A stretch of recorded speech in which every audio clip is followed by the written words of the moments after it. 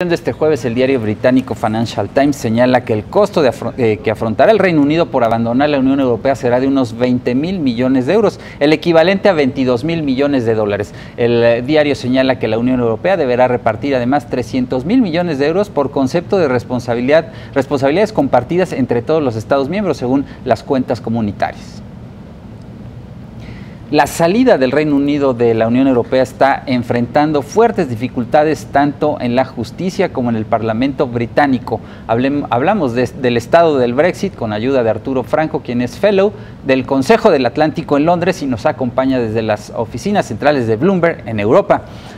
Arturo, buena noche. Parece que hay mucha confusión en el Reino Unido sobre el proceso de salida de la Unión Europea, con desafíos tanto en las Cortes como en el Parlamento. Dinos, por favor, en qué situación se encuentran ahora. Claro que sí, y mucho gusto en saludarte, Víctor, en esta tarde.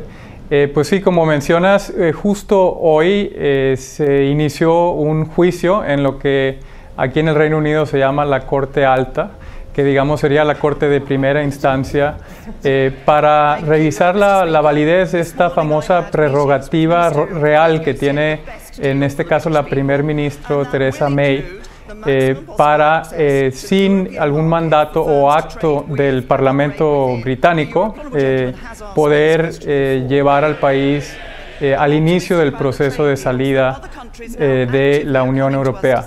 Que sería básicamente el anunciarle a la Unión Europea que comenzarían este proceso de 2 años que está estipulado en la Constitución Europea. ¿Este tipo de disputa puede poner en duda la salida del Reino Unido de Europa?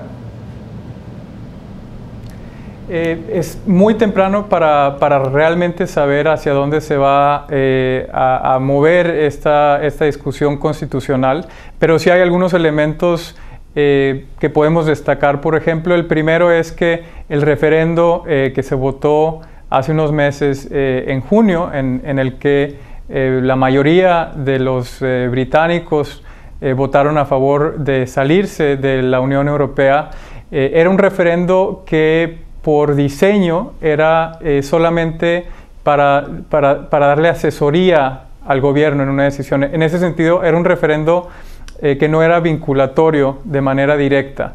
Entonces, ese es uno de los elementos que un grupo de inversionistas, un grupo de constitucionalistas y un experto cuyo apellido es el señor Panic, el chiste se cuenta solo, están tratando de decir básicamente que este referendo no le da directamente a la primer ministra Theresa May el mandato para sacar al país de un tratado de libre comercio. Su argumento es que se están perdiendo algunos derechos que las personas del Reino Unido tienen gracias a su acceso a la Unión Europea desde el tratado inicial en el que el Reino Unido y Europa se comenzaron a acercar, y que como solamente a través de un acto del Parlamento se puede entrar en un tratado de libre comercio o de esta índole,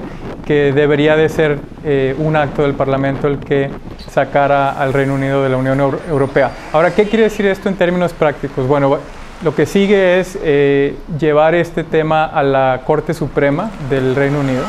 Una vez que ese tema se discute en la Corte Suprema, podría sí darse la determinación que Theresa May no tiene el poder constitucional de hacerlo, y en ese sentido entraríamos ya en una discusión más política que técnica.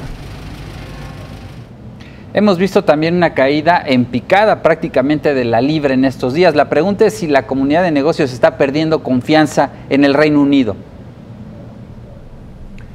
Yo creo que lo que pasó desde el viernes pasado, cuando terminó la convención del Partido Conservador, que siempre son más o menos las 2 convenciones de los partidos más grandes de Inglaterra en este tiempo, la incertidumbre sobre cuál iba a ser el tono y la fuerza del gobierno actual con respecto al Brexit se disipó un poquito. el discurso de Theresa May fue muy claro en el sentido de que están yéndose más por el lado migratorio, por darle más énfasis al control de los migrantes que pensar en el acceso al mercado único que representa la Unión Europea. Esto contradice, curiosamente, resultados de encuestas recientes, en donde 60-70% de los encuestados en el Reino Unido han dicho que lo contrario, que ellos preferirían quedarse en el mercado único si tuvieran que dejar el lado migratorio por un lado. Solamente 10% de los británicos piensan que el control migratorio es más importante que mantenerse en el mercado único, pero quedó claro después de la convención del Partido Conservador que la idea es hacer lo que llaman los analistas un Brexit duro, un Brexit que saca al país de la unión aduanera, un Brexit que rompe completamente la relación comercial, como si fuera el Reino Unido un país más, un Brexit que saca al Reino Unido de la arquitectura jurídica, del